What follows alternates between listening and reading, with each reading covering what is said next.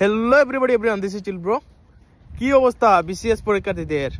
আপনারা যে জায়গায় না মিছিল মিটিং করতেছেন এখন, ওই জুলাইতেও কোটা আন্দোলন ইস্যু নিয়ে মিছিল মিটিং করছিল, তারপরেও অনেক কিছু করছে। তারপরেও মানে শেখ হাসিনার প্রশাসন ওদেরকে মারে নাই, ওদেরকে কিছু করে নাই। কিন্তু কি করছে ইউনূস স্বৈরাচার খেয়ে এখন আজকে তো তোমাদের একবারে সেটা লাল করে দিছে, একদম লাল করে দিছে রে ভাই। কি মারাটা মারছে রে ভাই, পুলিশে অমদি পিটায়। মানে একটা দেখছি আমি মায়ের মধ্যে কানে রাখছে, একটা দুইটা রাখছে, শেষ পর্যন্ত এই পুলিশটাকে চাইয়ে দিছে।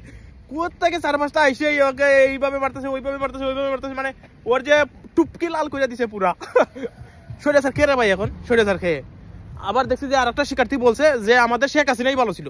তো শেখ হাসিনা ভালো ছিল, আমি একটা যুক্তি দিই, পরামর্শ দিই, হচ্ছে ক্ষুদ্র জ্ঞান থেকে। হচ্ছে শেখ হাসিনা যদি ভালো থেকে থাকে তো এখনো সময় আছে। শেখ হাসিনা যখন বা আওয়ামী লীগ যখন যে কর্মসূচি দিবে ওই কর্মসূচি পালন করো, ইউনূস পুট করে আউট হয়ে যাবে। ঠিক আছে, তো এখনো সময় আছে, দলবদ্ধ হয়ে মাঠে নামো। ইউনূসকে এই বাংলাদেশ থেকে বিতাড়িত করো। যতক্ষণ পর্যন্ত ইউনূস বাংলাদেশে থাকবে ততক্ষণ পর্যন্ত বাংলাদেশে কোনো শান্তি নাই, কারণ ইউনূস আসছেই এই বাংলাদেশটাকে ধ্বংস করার জন্য। ঠিক আছে, ইউনূস আসছেই এই বাংলাদেশটাকে ধ্বংস করার জন্য। এই যে আজকে কোরাইল বস্তিতে আগুনটা লাগছে, এটা একটা মেটিকুলাস ডিজাইন। কেন? 2 দিন আগে শুধু বলছে এখানে একটা পার্ক তৈরি করবে। এই আতলাফ কি জানি একটা নাম, ও বলছে যে একটা পার্ক তৈরি করবে। তো 2 দিন আগে বলছে পার্ক তৈরি করবে।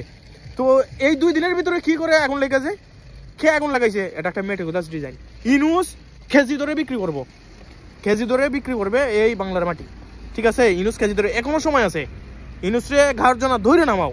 ইউনূস যমুনা ঘেরাও দাও, সবাই একত্রিত হয়ে যমুনা ঘেরা দাও। আমার মেসেঞ্জারে এভরিডে এসএমএস আসে যে ভাই কখন শেখ হাসিনা আসবে, আমরা ভালো নেই, এই ভাই এভাবে চলাফেরা করতে পারতাছি না। অনেক মেয়ে আছে যে বলে ভাই আমরা তো রাস্তায় বের হই না ভয়ে। আগে তো অনেক সময় রাস্তায় বের হতাম, টিউশনিতে যেতাম, স্কুলে যেতাম। এখন একদিন স্কুলে গেলে 2 দিন বন্ধু দিই, কারণ জানার নিরাপত্তা নাই। এরকম সবাই বলে, এসএমএস করে। আমার কাছে অনেক এসএমএস আসে এরকম, এসএমএস আসে। ঠিক আছে, তো আমি ওদেরকে একটাই কথা বলি, শুধু প্রার্থনা করো, দোয়া করো।